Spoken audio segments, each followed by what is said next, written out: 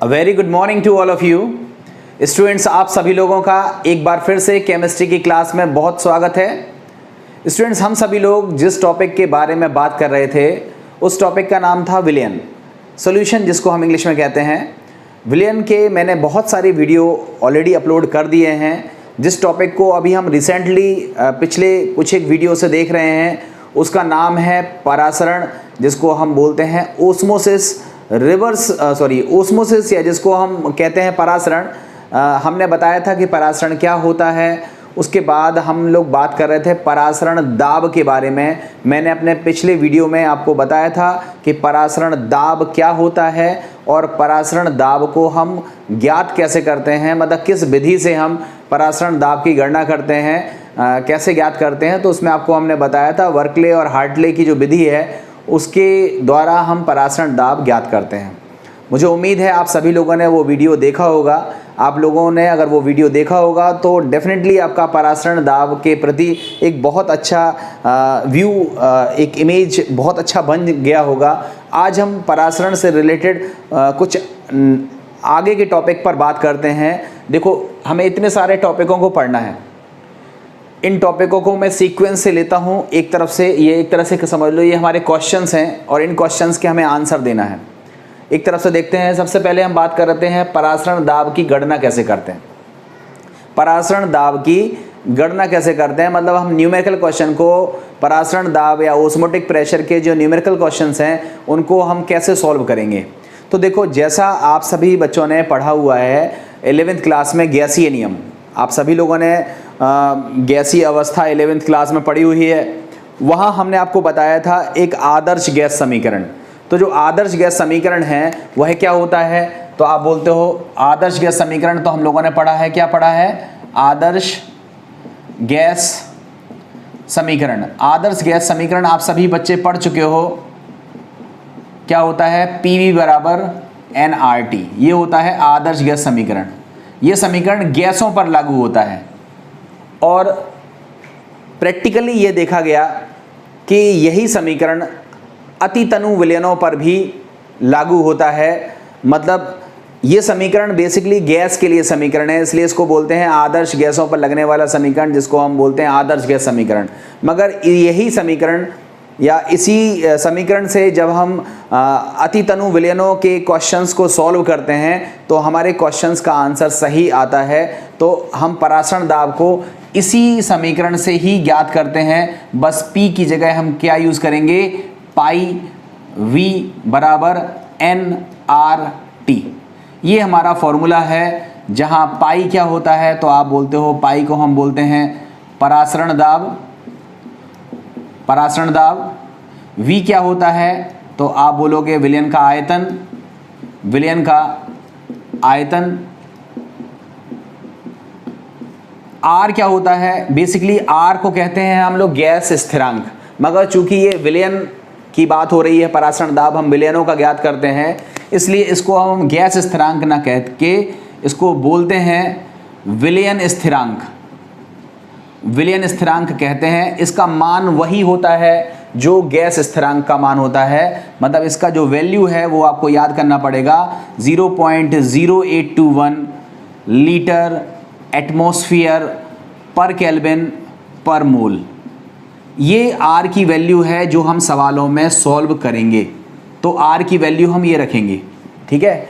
अब ध्यान से समझिए, इस R की वैल्यू से हमें ये चीज़ पता चल गई कि आयतन को हमें किस यूनिट में नापना है, लीटर में। तो जहाँ हमने लिखा है विलयन का आयतन, वहाँ ब्रैकेट में हम लिख दे रहे हैं लीटर। मतलब अगर आयतन आपको किसी भी यूनिट में दिया हो, आप उसको किस में कन्वर्ट कर दोगे, लीटर में, ठीक है। देखो, इसी यूनिट में ATM लिखा हुआ है। ये ATM किसकी यूनिट होती है, प्रेशर की यूनिट होती है, दाब की यूनिट होती है। तो परासरण दाब हमारा जो आएगा वह किस में आएगा, ATM में आएगा, जब हम R की इस वैल्यू का इस्तेमाल करेंगे, ठीक है। ये जो T है, ये T बेसिकली क्या होता है, इसको हम बोलते हैं परम तापमान। परम तापमान, परम तापमान का मतलब केल्विन में तापमान, ठीक है। तो मतलब कहने का ये हुआ कि हम तापमान को किस यूनिट में लेंगे, केल्विन में। आयतन को किस यूनिट में लेंगे, लीटर में। और गैस स्थिरांक का वैल्यू कितना लेंगे, लीटर 0.0821 लीटर एटमॉस्फेयर पर केल्विन पर मोल। और ये जो स्मॉल n है ये क्या है, ये है विलेय के मोलों की संख्या, विलेय के मोलों की संख्या, ठीक है। तो ये बेसिकली जो n है ये क्या है, मोलों की संख्या है। और इस सूत्र से हम परासरण दाब की गणना करेंगे। ध्यान से रखना है, कोई भी नया सूत्र नहीं है, आप जानते हो गैसीय समीकरण आप लोगों ने पढ़ा हुआ है, आदर्श गैस समीकरण वो क्या होता है, PV बराबर nRT। वो समीकरण कहाँ लगाया जाता है, गैसों पर लगाया जाता है। और यही समीकरण जब हम अतितनु विलयनों पर लगाते हैं तो हमारे रिजल्ट सेम आते हैं। तो अब हम अतितनु विलयनों के परासरण दाब की जो गणना है वो किस सूत्र से करेंगे, पाई इंटू V बराबर nRT, पाई V बराबर nRT। पाई हमने इसलिए लिख दिया जिससे आइडेंटिफाई हो जाए कि ये प्रेशर गैस से रिलेटेड है और ये प्रेशर जो है वो परासरण दाब है। और परासरण दाब इंटू को हम ATM में लेंगे, वॉल्यूम हम लीटर में लेंगे, R का मान इतना रखेंगे तो T और ये N निकल आएगा। मतलब इस तरह से इस फॉर्मूले से हम क्वेश्चन को सॉल्व कर सकते हैं। कभी कभी R की वैल्यू दूसरी दी रहती है। देखो R की वैल्यू लीटर एटमॉस्फेयर पर डिग्री पर केल्विन में दी है, बहुत अच्छी बात है। R की वैल्यू 8.314 में भी दी रहती है। इसका मात्रक हो जाएगा जूल प्रति केल्विन प्रति मोल।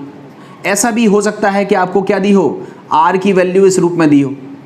जब आपको R की वैल्यू इस रूप में दी होगी तो याद रखिएगा जो पाई होगा उसका जो मात्रक आएगा वो क्या आएगा, न्यूटन प्रति मीटर स्क्वायर। ये जो पद्धति है इसको हम बोलते हैं SI पद्धति, SI यूनिट। अगर आपको R की वैल्यू इतनी दी हुई है सवाल में तो याद रखिएगा जो हमारा परासरण दाब निकलेगा उसका मात्रक न्यूटन प्रति मीटर स्क्वायर आएगा। बाकी चीज़ें तो सिंपल सी हैं।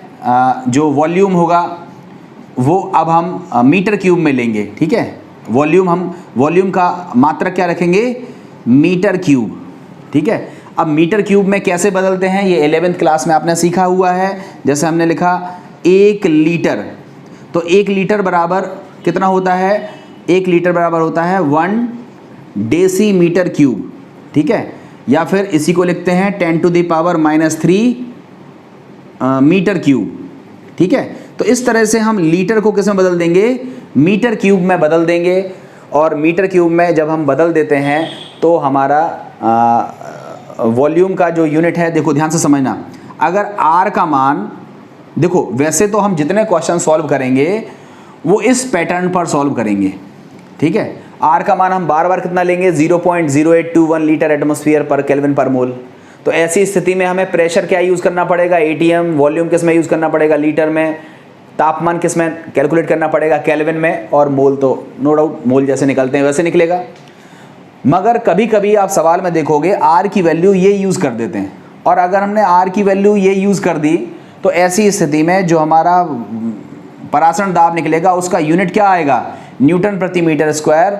और ऐसी सिचुएशन में हम लोगों को जो वॉल्यूम लेना है वो लीटर में नहीं लेना है, मिलीलीटर में नहीं लेना है, उसको हम किस में बदल देंगे, मीटर क्यूब में बदलेंगे। और मीटर क्यूब में कैसे बदलते हैं वो मैंने यहाँ बोर्ड पर लिखा हुआ है कि 1 लीटर बराबर होता है 1 डेसीमीटर क्यूब। और 1 डेसीमीटर क्यूब को हम कैसे लिख सकते हैं, 10⁻³ मीटर क्यूब, ठीक है। इस तरह से हम इसको बदल सकते हैं। तो आप सवालों को देख लीजिएगा, जिस यूनिट में दिए होंगे उस यूनिट में हम सवाल सॉल्व करेंगे। बट ज़्यादातर केसेस में हम इसी को सॉल्व लेंगे, ठीक है। अब देखो इसी इक्वेशन को लिखने का तरीका देखो, मैं किस तरह लिख सकता हूँ।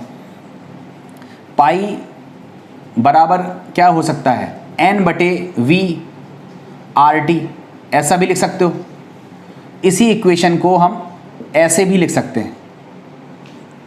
अब देखो ये क्या है, N क्या है, मोलों की संख्या, और ये क्या है, आयतन। तो देखो N क्या है, आप बोलोगे मोल, और ये V क्या है, आयतन जिसका मात्रक है लीटर। तो बताओ ये क्या हो गया, मोल प्रति लीटर। तो इस N/V की जगह हम क्या लिख सकते हैं, मोलरता। मोलरता को हम क्या लिखते हैं, कैपिटल M। और कैपिटल M की जगह अभी हम फिलहाल इसको C लिख रहे हैं। C का मतलब क्या हुआ, कॉन्सेंट्रेशन, जिसको हम हिंदी में कहते हैं सांद्रता। तो अब हम क्या कर रहे हैं, N/V N/V बेसिकली क्या है, मोलरता है। N/V क्या है, मोल प्रति लीटर सांद्रता है, और N/V को हम डिनोट कर रहे हैं C से। आप M से डिनोट कर सकते थे, मगर किताबों में C लिखा हुआ है इसलिए हम इसको C लिख रहे हैं। तो हम N/V की जगह क्या लिख रहे हैं, C। तो अब हम इसी सूत्र को कैसे लिख सकते हैं, पाई बराबर CRT। ये हमारा सूत्र है जो सवालों में बहुत इस्तेमाल होगा। आपको सवाल में सांद्रता दी होगी, आपसे कहा जाएगा नमक का 0.1 मोलर सॉल्यूशन है या यूरिया का 0.1 मोलर सॉल्यूशन है। मोलर सॉल्यूशन का मतलब है मोल प्रति लीटर उसकी सांद्रता दी हुई है। आपसे पूछा जाएगा इसका परासरण दाब ज्ञात करो 25 डिग्री सेंटीग्रेड तापमान पर। तो ऐसी स्थिति में आपको सांद्रता सवाल में दी होगी, तापमान आपको दिया होगा, आर का मान आपको पता है, इसमें वैल्यू रखेंगे, परासरण दाब निकल आएगा। तो परासरण दाब ज्ञात करने के लिए एक सूत्र तो हमारा हो गया ये वाला। दूसरा, इसी सूत्र को हमने इस तरह कन्वर्ट करके ऐसे लिख दिया, पाई बराबर CRT। ये इससे कहीं ज़्यादा उपयोगी है, वेरी मोस्ट इंपॉर्टेंट फॉर्मूला है, बहुत ज़्यादा उपयोगी सूत्र है, और इस सूत्र से भी हम परासरण दाब की गणना कर सकते हैं। देखो, हमारे पहले पार्ट में यही था कि हम परासरण दाब की गणना कैसे करते हैं। आई थिंक आपको इतनी चीज़ समझ में आ गई होगी कि परासरण दाब की गणना कैसे करते हैं। अब आगे हमारा क्वेश्चन है कि परासरण दाब से विलेय का अणुभार कैसे निकालते हैं। जैसे हमने कोई पदार्थ लिया X, और उस पदार्थ को हमने जल में घोल दिया मतलब उस विलयन की कुछ ना कुछ सांद्रता होगी। उस सांद्रता की वैल्यू हमें पता है, मान लो उसकी सांद्रता है 2 मोलर, मतलब C का मान कितना दिया है, 2 मोलर। तापमान कितना दिया है, तापमान दिया हुआ है हम लोगों को 27 डिग्री, और हमसे कहा जा रहा है कि इस विलयन का परासरण दाब 2 ATM है। परासरण दाब भी दे दिया है, मतलब विलयन की सांद्रता भी दी हुई है, तापमान भी दिया हुआ है, परासरण दाब भी दिया हुआ है। अब हमसे पूछा जा रहा है कि बताओ जो विलेय हमने घोला था उस विलेय का अणुभार कितना है। मतलब परासरण दाब हमको ज्ञात है, विलयन की सांद्रता हमको ज्ञात है, मगर हमसे पूछा क्या जा रहा है, उसका अणुभार पूछा जा रहा है। समझ में आ रहा ना, मतलब आप ऐसा समझो, अभी आप क्या कर रहे थे, सांद्रता से परासरण दाब ज्ञात कर रहे थे। अब आपको उल्टा सोचना है, परासरण दाब दिया हुआ है और आपको पता लगाना है कि जो विलेय हमने घोला था उस विलेय का अणुभार कितना है। ये हमारा क्वेश्चन है कि परासरण दाब से विलेय का अणुभार कैसे निकालते हैं। बिल्कुल सिंपल है, कुछ भी नया नहीं करना है। आप इस वाले सूत्र को देखो, यहाँ से आप बताओ आपने क्या सूत्र पढ़ा हुआ है, तो आप बोलोगे हमने सूत्र पढ़ा है पाई बराबर N/V/RT पढ़ा हुआ है। अब आप बताओ ये जो N है ये क्या है, N बराबर क्या होता है, N बराबर होता है मोल की संख्या। क्या होता है, मोल की संख्या। आप बताओ मोल की संख्या कैसे निकालते हैं, तो आप बोलते हो पदार्थ की ग्राम में मात्रा, W ब्रैकेट में ग्राम में, पदार्थ की ग्राम में मात्रा बटे पदार्थ का अणुभार। ये M क्या है, अणुभार है। तो अगर हम स्मॉल n की जगह क्या रख दें, W/M रख दो, तो क्या होगा, पाई बराबर क्या हो जाएगा, W/M, ये M कैपिटल ले ले रहे हैं, W/M। चूंकि विलेय है इसलिए हम स्मॉल m ले ले रहे हैं, ठीक है, ठीक है। ये W भी स्मॉल है और ये M भी क्या है, स्मॉल m है, ठीक है। ये M क्या है, अणुभार। किसका अणुभार है, विलेय का अणुभार, जो हमने घोला है उसका। ये जो N है ये मोल है, किसके मोल हैं, जो पदार्थ हमने घोला है विलेय के मोल हैं। तो विलेय के मोल बराबर विलेय का ग्राम में भार बटे विलेय का अणुभार।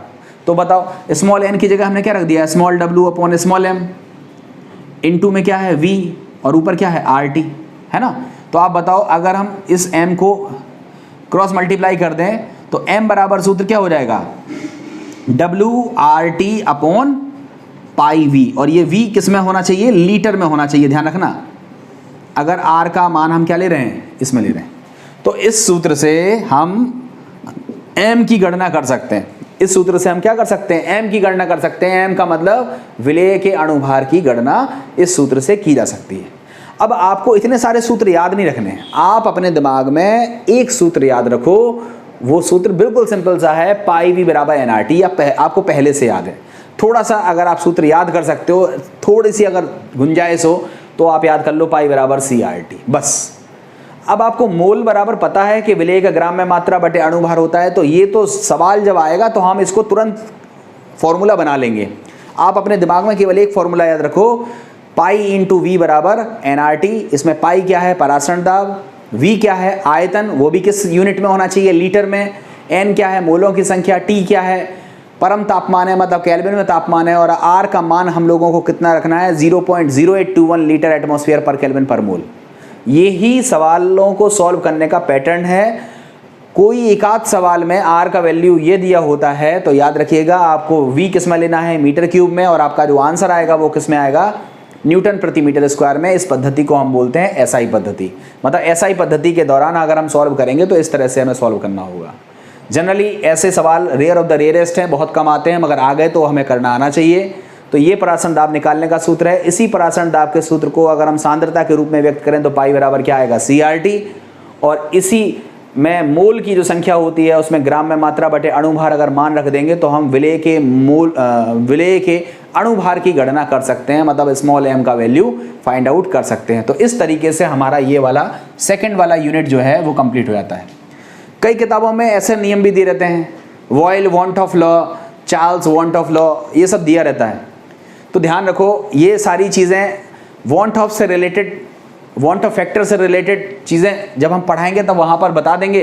अदरवाइज हमें नहीं लगता कि आपको बहुत ज़्यादा चीज़ों की आवश्यकता यहाँ है। जितनी चीज़ें मैंने आपको बताई हैं इतनी चीज़ें पढ़ लीजिए। फिर भी अगर आपको कोई चीज़ में डाउट रहता है तो मैं उसका अलग से वीडियो बना दूंगा, ठीक है। तो इतनी चीज़ें आप लोगों को याद हो गई। अब देखो थर्ड वाला जो पॉइंट है वो बहुत ही ज़बरदस्त पॉइंट है, बहुत ही इंटरेस्टिंग पॉइंट है। इस पॉइंट को हमें समझना चाहिए। हमारा क्वेश्चन है अणुभार ज्ञात करने के लिए परासरण दाब अन्य अणुसंख्य गुण से श्रेष्ठ क्यों माना जाता है। देखो हमने आपको बताया था अणुसंख्य गुण कितने हैं? 4। कौन कौन से हैं? आपने कहा था वाष्प दाब का आपेक्षिक अवनमन, relative lowering of vapour pressure, क्वथनांक का उन्नयन, हिमांक का अवनमन और परासरण दाब। ये 4 हमारे कौन से गुण कहलाते हैं? अणुसंख्य गुण कहलाते हैं, कोलिगेटिव प्रॉपर्टी कहलाते हैं। जिस तरह से यहाँ पर हमने परासरण दाब का उपयोग करके अणुभार निकाला है, उसी तरह से अन्य अणुसंख्य गुण हैं, जो बाकी के अणुसंख्य गुण हैं, क्वथनांक उन्नयन हो, चाहे हिमांक अवनमन हो, चाहे वाष्प दाब का आपेक्षिक अवनमन हो, उनकी सहायता से भी हम विलेय का अणुभार ज्ञात कर सकते हैं। मतलब विलेय का अणुभार ज्ञात करने के लिए हमारे पास 4 मेथड हैं। फिलहाल अणुभार और भी तरीकों से ज्ञात किया जाता है, बट फिलहाल हम 4 तरीके से विलेय का अणुभार ज्ञात कर सकते हैं। वो 4 तरीके कौन से हैं? तो आप कहोगे परासरण दाब की हेल्प लेकर, ये सूत्र लगा देंगे। क्वथनांक उन्नयन की हेल्प लेकर, उस सूत्र को हम आगे पढ़ाएंगे। हिमांक अवनमन का हेल्प लेकर, वो सूत्र भी हम आगे पढ़ाएंगे। वाष्प दाब का आपेक्षिक अवनमन को हेल्प लेकर, और वो हम पढ़ा चुके हैं, राउल्ट के नियम में आप पढ़ के देखिएगा। तो कहने का मतलब ये हुआ कि हमारे पास 4 अणुसंख्य गुण हैं और किसी भी अणुसंख्य गुण की सहायता से हम अणुभार की गणना कर सकते हैं। मगर जो अणुभार ज्ञात करने का मेथड होता है जिसमें हम परासरण दाब का उपयोग करते हैं और परासरण दाब की सहायता से जो हम अणुभार निकालते हैं, वो मेथड बेस्ट माना जाता है। क्यों माना जाता है, ये हमारा क्वेश्चन है। क्वेश्चन क्या है कि अणुभार ज्ञात करने के लिए परासरण दाब, मतलब ये वाला जो सूत्र है जिसमें परासरण दाब का उपयोग हुआ है, परासरण दाब अन्य अणुसंख्य गुण से श्रेष्ठ माना जाता है। अन्य अणुसंख्य गुण कौन से हैं वो हमने आपको बता दिया। तो क्यों माना जाता है, ये क्वेश्चन है। यहां पर आप ध्यान से समझो।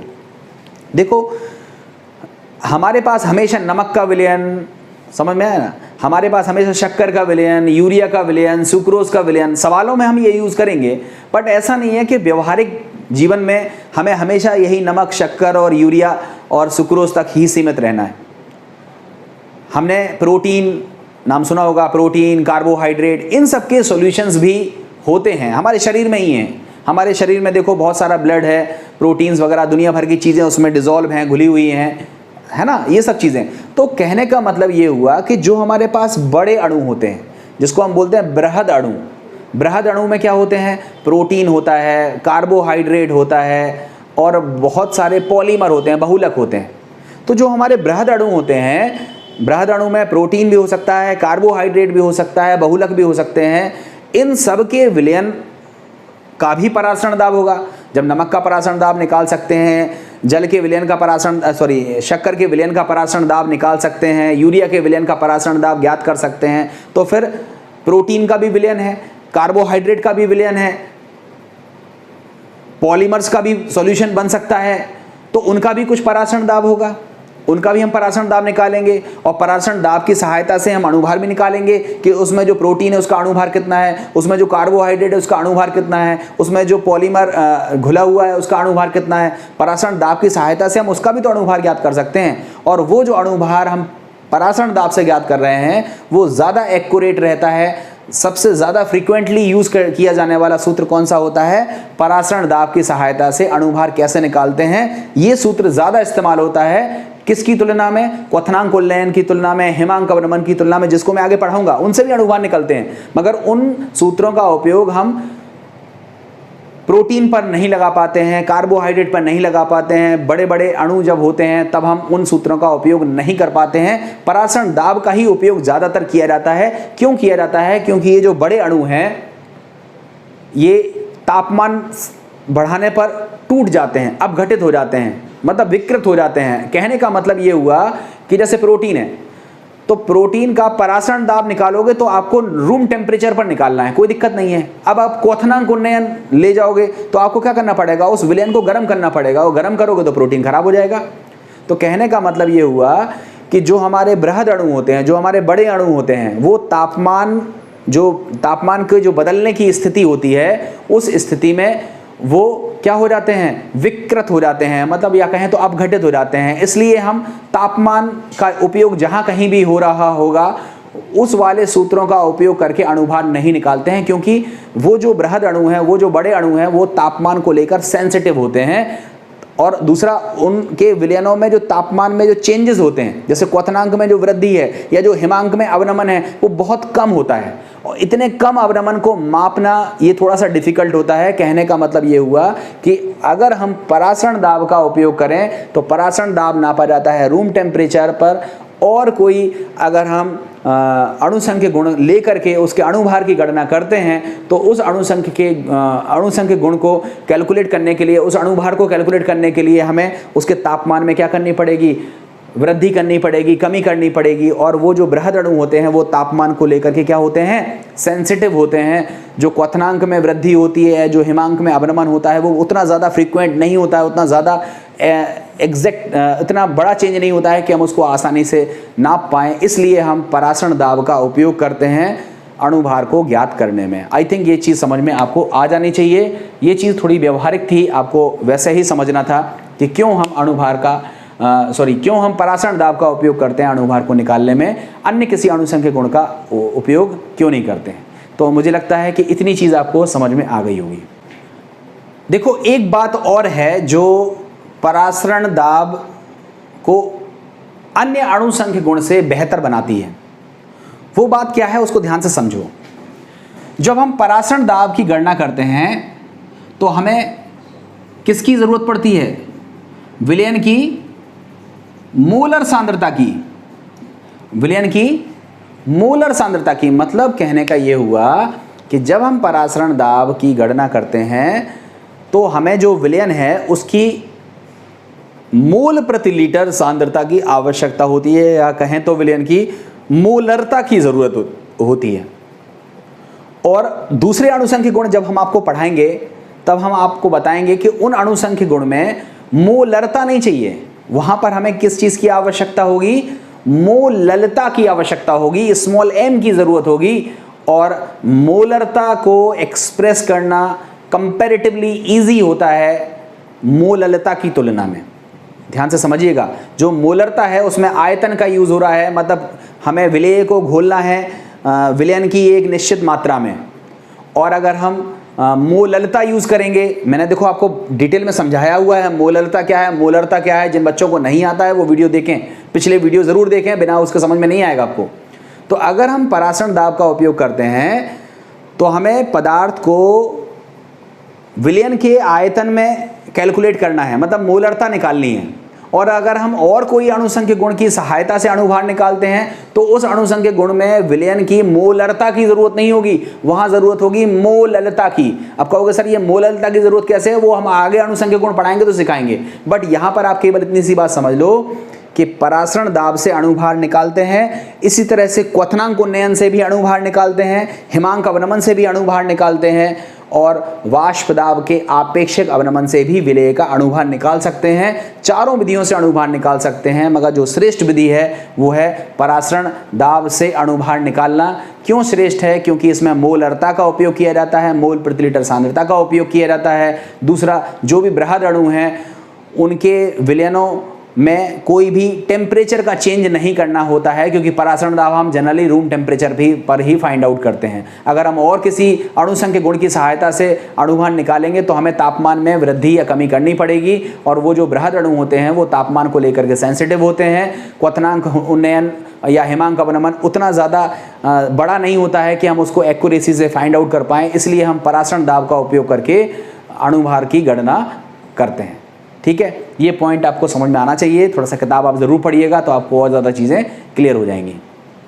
अब हम बात करते हैं आइसोटोनिक सॉल्यूशन। बहुत अच्छा क्वेश्चन है और बहुत पूछे जाते हैं, ध्यान से समझना। ये तीनों चीज़ें बोर्ड में बहुत पूछी जाती हैं। ये आइसोटोनिक सॉल्यूशन जिसको हम बोलते हैं समपरासरी विलयन, समपरासरी विलयन। हाइपरटोनिक को जिसको हम बोलते हैं अति परासरी विलयन, और एक है हाइपोटोनिक सॉल्यूशन जिसको हम बोलते हैं अल्प परासरी विलयन। क्या बोलते हैं? अल्प परासरी विलयन। ये तीनों परिभाषाएं आप लोगों से पूछी जाती हैं। आपसे पूछा जाता है समपरासरी विलयन क्या होते हैं, आपसे पूछा जाता है अल्प परासरी और अति परासरी विलयन क्या होते हैं। ठीक है, ये चीज़ आपसे पूछी जाती है। तो देखो, आप ऐसा समझो, हमने क्या किया, हमारे पास एक विलयन है, उस विलयन की कुछ ना कुछ सांद्रता होगी। मान लिया उसकी सांद्रता है C1। थोड़ी देर के लिए मैं आपको यहाँ मिटा रहा हूँ अब इसे, और यहाँ पर इस चीज़ को एक्सप्लेन करने की कोशिश कर रहा हूँ। ठीक है, हमने क्या किया, हमारे पास दो विलयन हैं, एक विलयन की सांद्रता है C1 और दूसरा विलयन है उसकी सांद्रता कितनी है, C2 है। इन दोनों विलयनों को हमने अर्धपारगम्य झिल्ली से अलग कर दिया एक दूसरे से। देखो हमारे पास क्या है, ये है, ये बीच में क्या लगी हुई है, सेमी परमेबल मेम्ब्रेन, अर्धपारगम्य झिल्ली, और यहां पर क्या है, विलयन जिसकी सांद्रता कितनी है C1, और यहां दूसरा विलयन है, विलयन नंबर 2 मान लो, तो इसकी सांद्रता कितनी है C2। ये विलयन नंबर 1 है, ये विलयन नंबर 2 है। आप बताओ इस विलयन का परासरण दाब क्या होगा, पाई1 बराबर क्या होगा C1RT, अभी सूत्र पढ़ाया। और इस विलयन का परासरण दाब क्या होगा, पाई2 बराबर C2RT। निकल आएगा ना। हमको अगर विलयन की सांद्रता दी हुई है तो हम उसका परासरण दाब निकाल सकते हैं। अभी सूत्र पढ़ के आ रहे हैं, तो इस वाले विलयन का परासरण दाब क्या होगा, पाई1 बराबर CRT और पाई2 बराबर CRT। अब अगर बीच में अर्धपारगम झिल्ली लगी है, हमने मान लिया कि जो C1 है इसकी जो सांद्रता है वो कम है और C2 की सांद्रता ज़्यादा है। मतलब ये जो C1 है ये कैसा विलयन है, तनु विलयन है, और ये C1 कैसा विलयन है, सांद्र विलयन है। इसकी सांद्रता कम है, इसकी सांद्रता ज़्यादा है। तो आप लोगों ने पढ़ा है कि जो विलायक के कण हैं, ये किसके कण हैं, ये किसके कण हैं, ये आप किसके कण बोलोगे, ये क्या है, विलायक के कण हैं। विलायक के कण हैं, जो विलायक के पार्टिकल होते हैं ये तनु सांद्रता से सांद्र की तरफ जाने लगते हैं। मतलब विलयन नंबर 1 से विलयन नंबर 2 की तरफ गति करेंगे। इस घटना को क्या बोलते हैं, परासरण।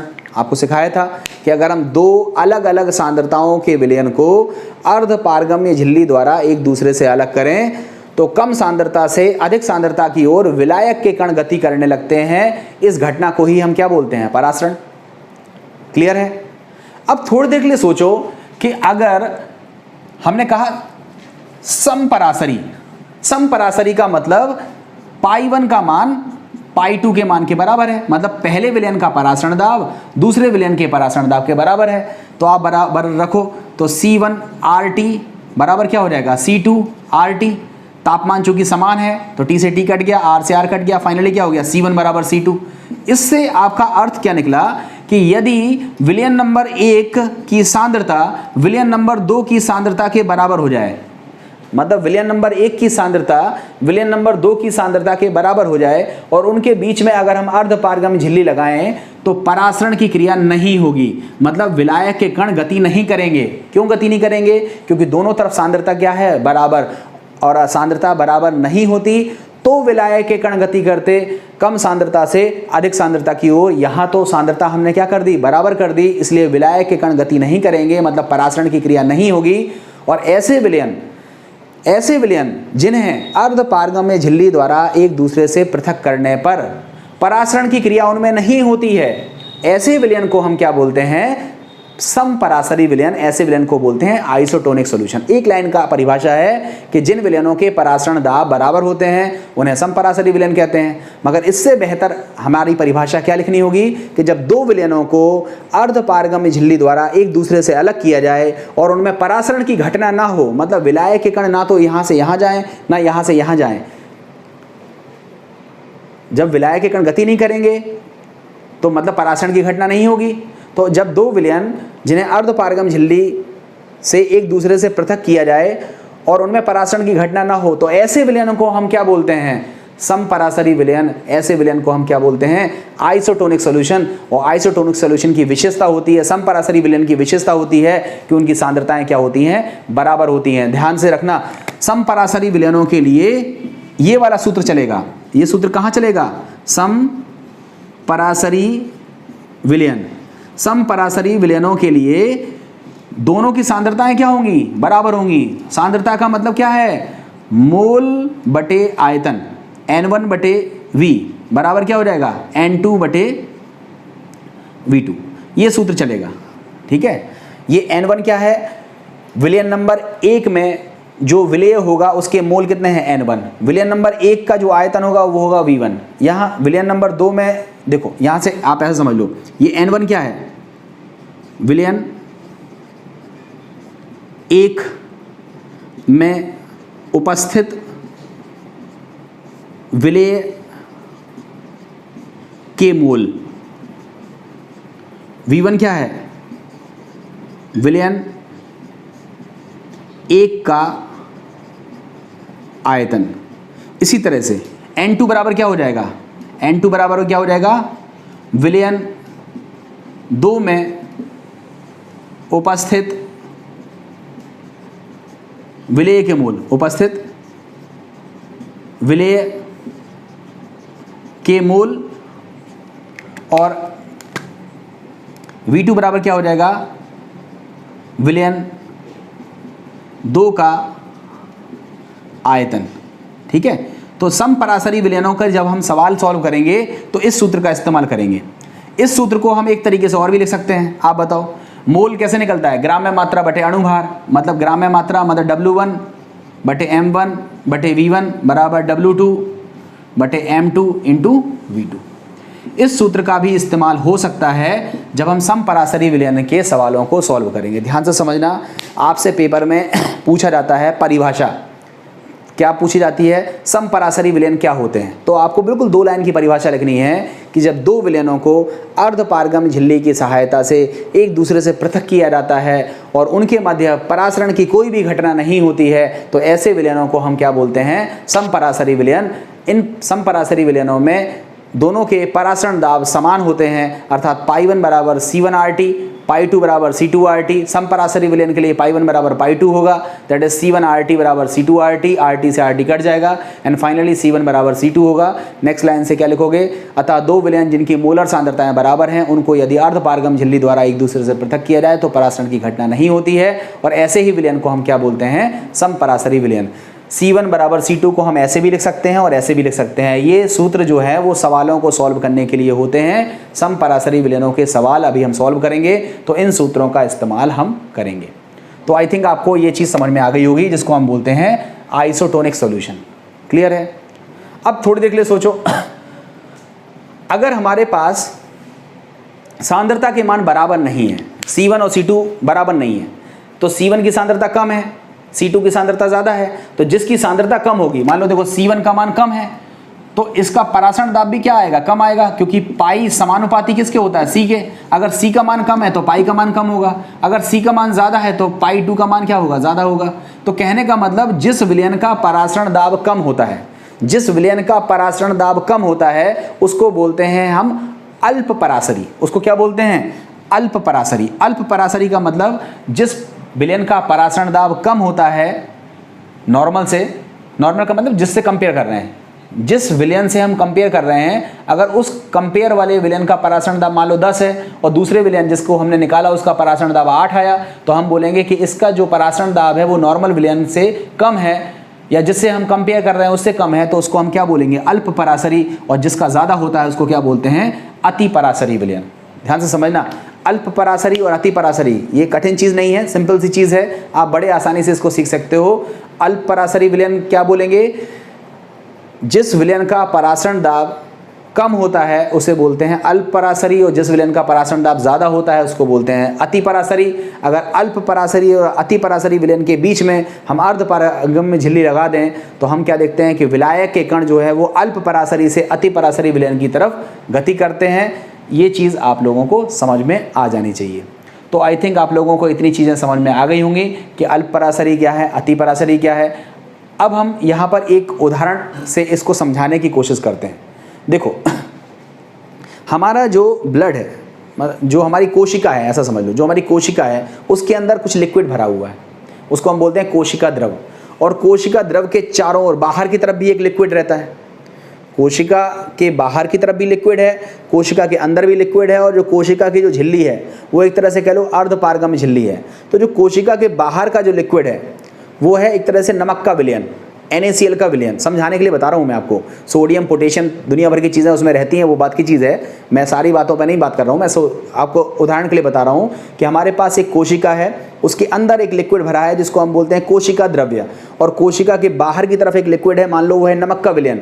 तो वो जो नमक का विलयन है उसकी सांद्रता कितनी होती है, 0.91% W/V। कितनी होती है, 0.91% W/V। ये किसकी सांद्रता है, नमक के विलयन की सांद्रता है। मतलब कोशिका के जो चारों ओर जो विलयन है उसकी सांद्रता कितनी है, 0.91% W/V। जब इतनी सांद्रता इसकी रहती है तो कोशिका के अंदर का लिक्विड और बाहर का लिक्विड, इन दोनों का परासरण दाब कैसा होता है, बराबर होता है। मतलब ना तो ये लिक्विड कोशिका के अंदर जाएगा, ना कोशिका का लिक्विड बाहर आएगा। तो इसका मतलब हमारी जो कोशिकाएं हैं और कोशिकाओं के चारों ओर जो 0.91% W/V नमक का जो सॉल्यूशन है वो इस तरह से एडजस्ट रहता है कि वो विलयन कैसे होते हैं, समपरासरी विलयन होते हैं। अब अगर किन्हीं कारणों की वजह से इस सांद्रता को हम बढ़ा दें तो बाहर का सांद्रता ज़्यादा हो गया, मतलब बाहर का विलयन हो गया अति परासरी, और अंदर का विलयन कम सांद्रता का हो गया, मतलब ये अल्प परासरी हो गया। तो क्या होगा, कोशिका से लिक्विड बाहर की तरफ आएगा। ऐसी स्थिति में क्या हो जाएगी, हमारी कोशिकाएं सिकुड़ जाएंगी। और अगर उल्टा हो गया, इस लिक्विड की सांद्रता कम हो गई, तो ये हो गया अल्प परासरी, ये हो गया अति परासरी, तो ये लिक्विड उस कोशिका के अंदर चला जाएगा और वो कोशिका क्या हो जाएगी, फूल जाएगी।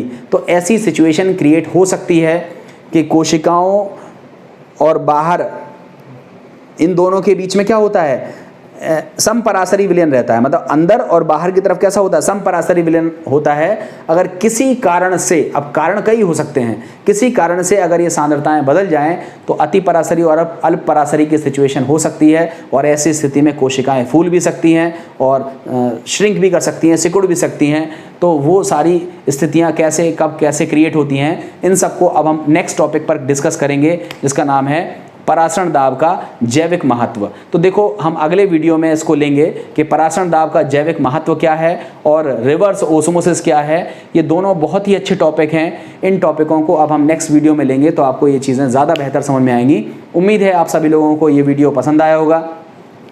आप सभी बच्चे वीडियो को लाइक कमेंट ज़रूर किया करें और अपने दोस्तों तक इसको ज़रूर शेयर किया करें। और अगर आप चैनल पर नए हैं, अगर आपने इस वीडियो को पहली बार देखा है तो पहले चैनल सब्सक्राइब कर लें, जिससे आपको टाइम पर नोटिफिकेशन मिले और आप साथ में नोटिफिकेशन के साथ में अपनी पढ़ाई को कर पाएँ।